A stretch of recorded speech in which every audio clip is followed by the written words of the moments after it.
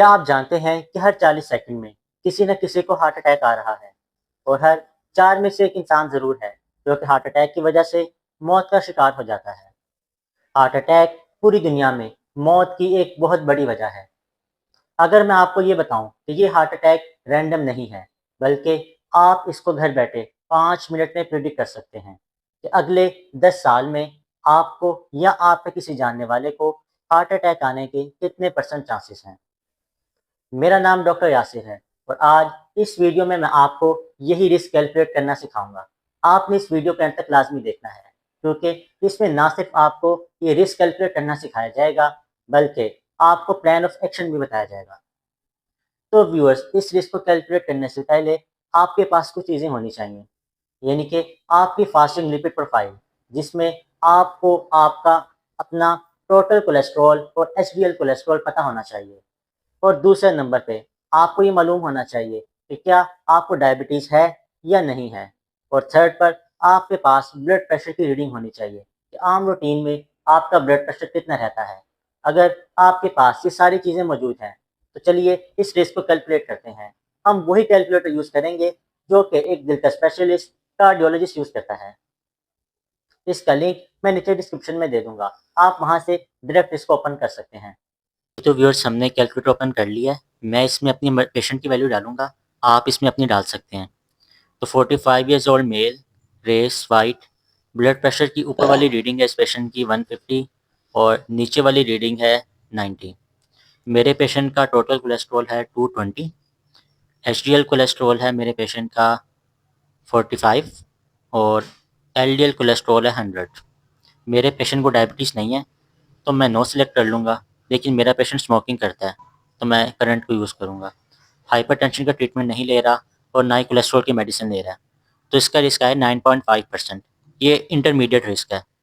और अगर यही पेशेंट मेडिकेशन स्टार्ट कर दे, ब्लड प्रेशर की भी और कोलेस्ट्रॉल की भी, तो इसका रिस्क देखते हैं कितना कम हो जाएगा। तो इसका ब्लड प्रेशर हम लोग सेलेक्ट कर लेते हैं 130 मेडिकेशन के बाद। नीचे वाला ब्लड प्रेशर सेलेक्ट कर लेते हैं 80। कोलेस्ट्रॉल क्योंकि वो मेडिसिन ले रहा है तो कम हो जाएगा, तो ये सिलेक्ट कर लेते हैं 170। एचडीएल कोलेस्ट्रॉल इसका बेहतर हो जाएगा तो ये 55 सेलेक्ट कर लेंगे। एलडीएल कोलेस्ट्रॉल सेलेक्ट कर लेंगे इसका 80। डायबिटीज़ उसको नहीं है और मेरे पेशेंट ने स्मोकिंग भी अगर छोड़ दी है, वो डजेंट मैटर कि उसने 6 मंथ्स पहले छोड़ी है या 3 मंथ्स में छोड़ी है, बस छोड़ दिया उसने और बाकी मेडिसिन उसने स्टार्ट कर दिया, तो इस पर येस येस सेलेक्ट कर लेंगे। तो अब मेरे पेशेंट का रिस्क आया है 1.6%। ये बहुत ही ज़्यादा लो है, तो सिंपल मेडिकेशन से उसने अपना रिस्क इतना ज़्यादा कम कर लिया। जी तो व्यूअर्स, अगर तो आपका जो रिस्क कैलकुलेट है वो लेस देन 5% आया है, तो इसका मतलब है कि आपका बहुत ही कम चांस है कि आपको हार्ट अटैक आए। और अगर आपका रिस्क 5 से 7.4 के दरमियान है, तो ये एक बॉर्डर लाइन कैटेगरी है। और अगर इस 7.5 से 20% तक है, तो ये एक इंटरमीडिएट है।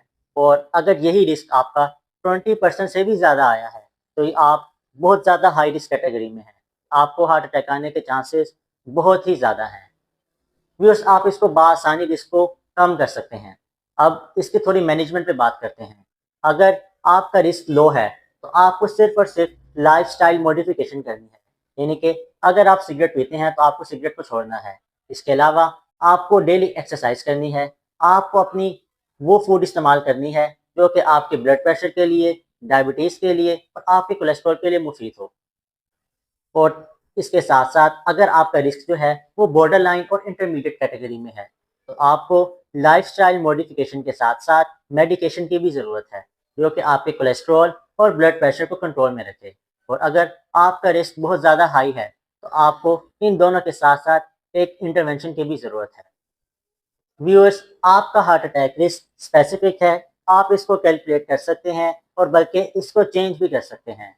तो आज ही अपना हार्ट अटैक रिस्क कैलकुलेट करें और उसके मुताबिक अपना प्लान ऑफ एक्शन बताएं। अगर आपको ये वीडियो पसंद आई हो, तो इसको अपनी फैमिली और फ्रेंड्स के साथ ज़रूर शेयर करें।